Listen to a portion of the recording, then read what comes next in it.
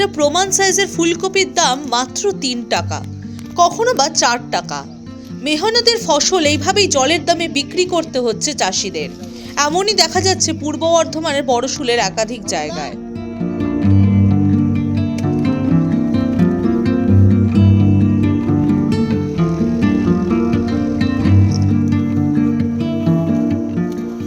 বড়শুলের পাশ দিয়ে বয়ে গেছে দামোদর নদী।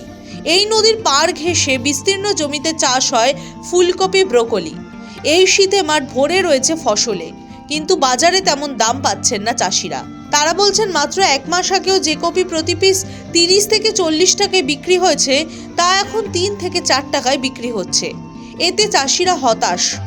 তাদের দাবি, এত কম দাম পাওয়ায় পরিবহন খরচই উঠছে না, তাই মাঠ থেকেই জলের দরে নিজেরাই কম দামে ফসল বিক্রি করে দিচ্ছে। কপির বাজার তো একবারই জঘন্য, মানে কি বলবো, 2 টাকা 2.5 টাকা বাজারে নিয়ে গিয়ে দিয়ে আসতে হচ্ছে। এরকমটা হলো কেন? হলো কেন বলতে, চাষ তো প্রচুর হয়েছে, আর এবছর তো নষ্ট হয়নি, মানে কি বলবো, প্রচুর চাষ, ব্যাপক হারে চাষ হয়েছে। সে নষ্ট কোনো দিকে হয়নি, ক্ষতি হয়নি, তার জন্যে বাজার এত খারাপ। বর্ধমানের বড়শুলের বিস্তীর্ণ জায়গা জুড়ে নানা ধরনের সবজি চাষ হয়। শুধু ফুলকপি নয়, বাঁধাকপি, ব্রোকলি, টমেটোর ভালো ফলনও রয়েছে এখানে।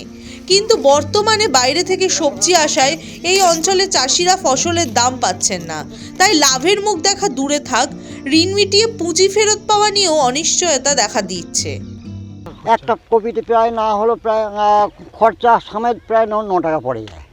9 টাকা করে অবশ্যই। সেখানে পাচ্ছেন কত? সেখানে পাচ্ছি আমরা 3 থেকে 4 টাকা।